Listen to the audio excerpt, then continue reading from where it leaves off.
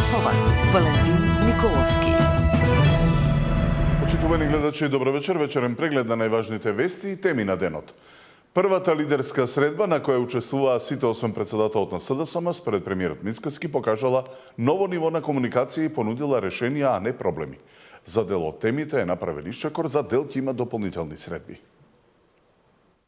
Оптимизам, конструктивност и позитивни впечатоци по првата лидерска средба на која премиерот ги покани сите представници на пратеничките групи во собранието. Иако нема конкретни договори, Мицкоски очекува согласност за реформската агенда, Сейф Сити и пржинската влада. Мислам дека денеска на овој состанок и успеавме да најдеме соеден компромис. Тоа е законот за прекршоци, за да може Сейф Сити или безбеден град да започне да функционира од 1 февруари од оваа година, онака како што е планирано, со носењето на овој закон, кој што ќе повторам е двотретински, за истиот не е потребно Бадентерово мнозинство, туку е двотретински закон. Мислам дека сите представници денеска се согласивме. За техничката влада, сите денеска присутни се согласивме.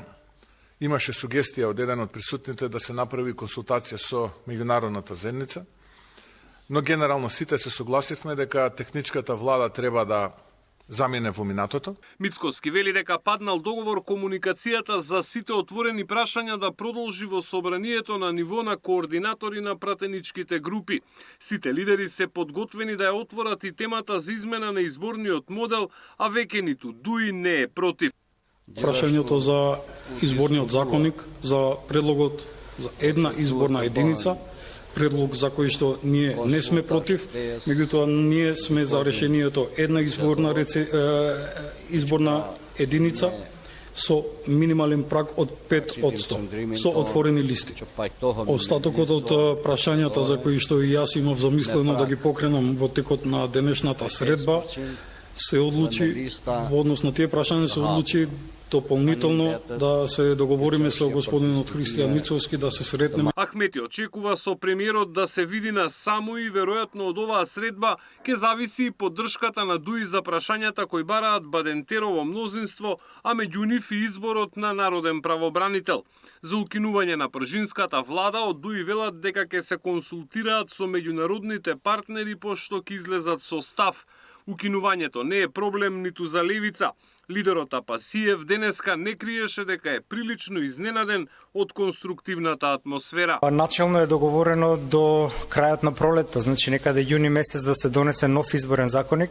Се дискутираше за модалитетите. Една изборна единица со или без изборен цензус, отворени или затворени листи и комуникацијата ќе продолжи на ниво на координатори на пратенички групи во собранието со некои од министрите во влада.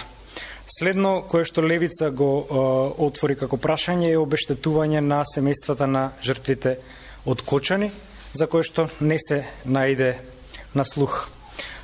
Следно е пржинската влада, за кое што се разговараше начално за нејзино укинување во две варијанти, или веднаш, или за не наредни, туку понаредни парламентарни избори, зависно од опозицијската СДСМ ќе остане отворено како прашање. Во владеачкиот блок ставовите се речиси усогласени и вреди и знам се за укинување на пржинската влада.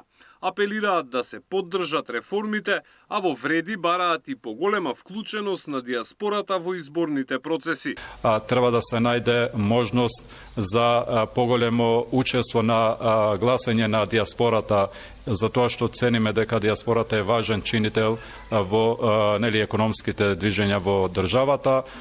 Исто така се отворија теми околу изборните единици, но тука немаме ние појасен став дали е една, три, сегашните 6 или па има и предлози за 8, но тоа што е најважно дека како и да се одлучи, ако се одлучи за една изборна единица, ние сме за да имаме отворени листи. Движењето Знам се залага за суштинска и праведна реформа во однос на изборниот законник. За нас е прифатливо и потребно ново решение со една изборна единица, што ќе обезбеди поголема еднаквост на гласот на секој граѓанин и пофер политичка застапеност. На тркалезната маса едно столче остана празно откако председателот на СДСМ Филипче реши да ја бойкотира лидерската средба. Александар Спасовски, Сител телевизија. И по лидерската лидерот на СДСМ остана на ставот за неучество на овој формат, не прифаќа укинување на техничката влада и е сигурен дека власта се подготвува за предвремени избори. Кои се другите реакции на Филипче, но и на експертите во живо, ја прашувам Катерина Нешкова. Токму така, Тино Филипче остана надвор од лидерската маса, ги повтори ставовите дека не се откажа од техничката влада, бидејќи смета дека сите околности со кои што влада ВМРО-ДПМН се исти како во 2016-та, кога овој посебен вид на влада беше пред избори беше и воведен. Од друга страна, аналитичарите помалку и скептични околу ваквата одлука на Филипче велат дека секогаш кога голем политички фактор ќе се дистанцира од политичките процеси, тоа значи негативен рейтинг и лош одек во јавноста. Сепак, дали проценката на Филипче правилна ќе зависи од успешноста на самата лидерска средба. Деталите од целосните ставови и на Филипче и на аналитичарите ги гледаме во прилогот. Филипче го одби новиот предлог на Мицкоски, договорен на лидерската средба техничката влада да остане за наредните парламентарни избори, а потоа да се укине.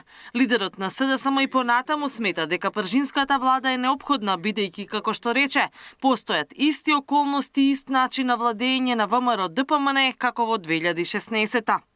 Слободната волја на граѓаните, демократијата и фер избори не се прашања за политички пазар. Затоа СДСМ ќе ги поддржи само реформите кои што оваа земја носат на ниво на европските стандарди. ВМРО и ДУИ нека договараат што сакаат, нивната соработка на сите нас ни е многу добро позната. Ние договор можеме да правиме единствено со граѓаните. Според Филипче, техничката влада може да се укине само откако не само што ќе бидат донесени реформите во правосудството, туку и целосно ќе бидат спроведени. И покрај тоа што Мицкоски изјави дека на средбата не станало збор за предвремени избори, Филипче не е убеден во тоа. Социјалдемократскиот сојуз е спремен за изборен циклус кој што може да следи годинава, следната па да бидат и редовни избори во 2028 година. Јас сум прилично сигурен врз основа на се што се случува, врз основа на како катастрофално се води државата, врз основа на тоа што лажните политики на оваа власт се целосно разобличени, дека избори ќе има предвремени, без разлика дали се годинава, на пролет, на есен, на крај на годинава.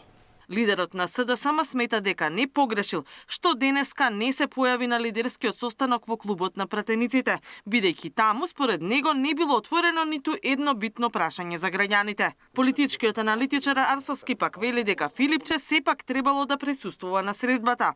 Тој укажува дека оние кои ги бойкотираат лидерските состаноци добиваат негативни поени во рейтингот. Меѓутоа, дали тоа е добра или лоша проценка, ќе покаже дали лидерската средба ќе има или нема да има резултат.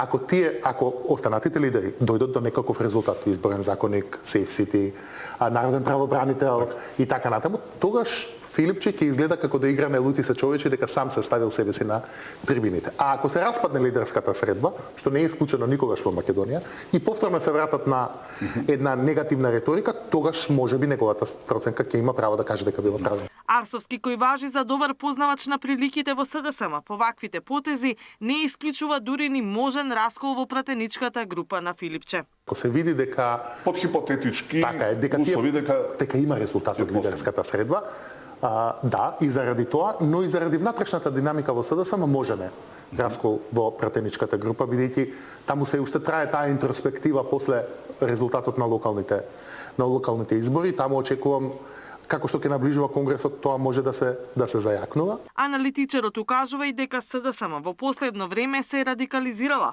и се држи надвор од процесите во државата, што остава простор Левица и Апасиев да го пополнат местото на политичката сцена. Катерина Нешкова, Сител телевизија.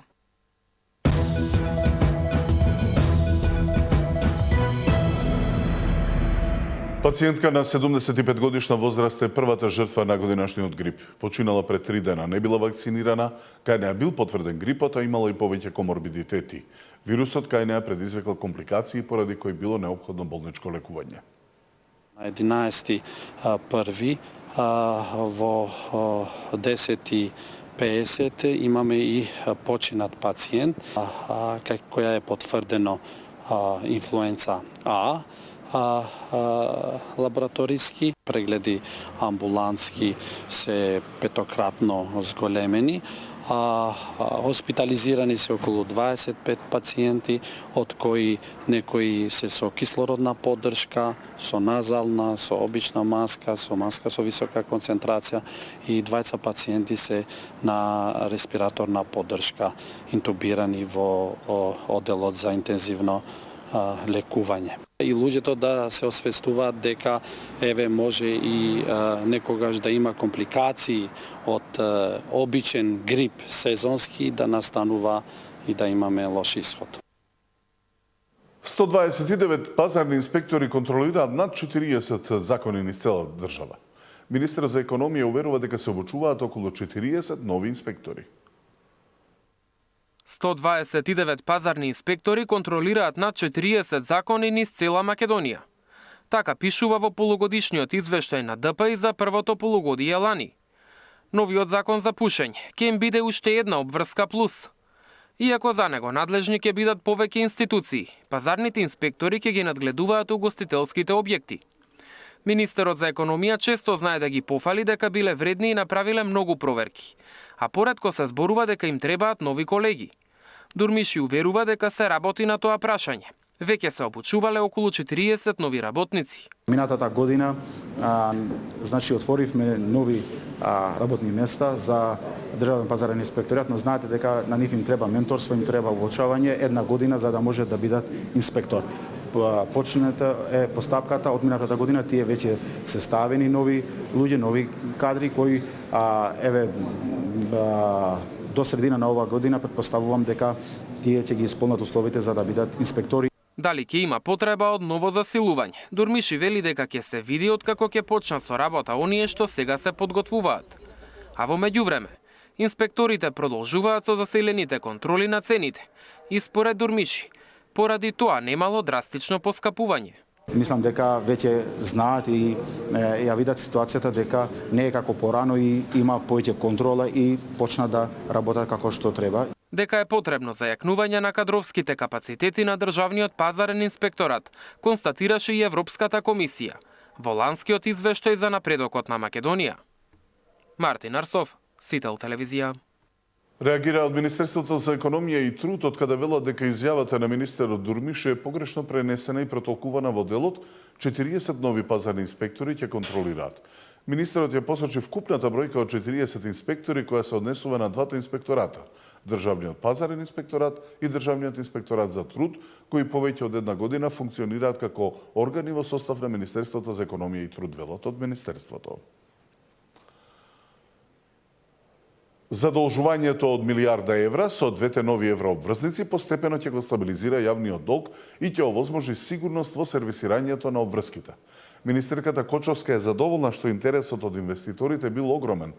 Понуда имало за 4 милиарди евра и затоа постигната е камата која е ниска. За опозицијската СДСМ пак задолжувањето е признание од власта дека државата нема пари за функционирање.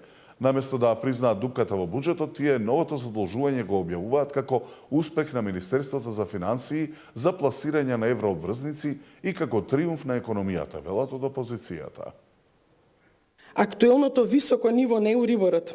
Овие услови представуваат најконкурентна цена на задолжувањето што државата ја има постигната во последните 2 децении. Во 2026 година вкупните обврски за отплата на домашниот и меѓународниот пазар изнесуваат околу 1 милиарда 563 милиони евра плюс обврзниците на домашниот пазар кои што заспеваат и се сорочност до една година.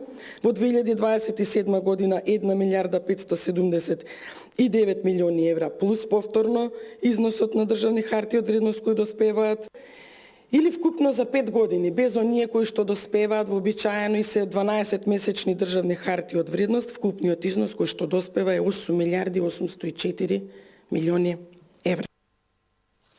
Последното издание на вестите во 23 часа, до тогаш останете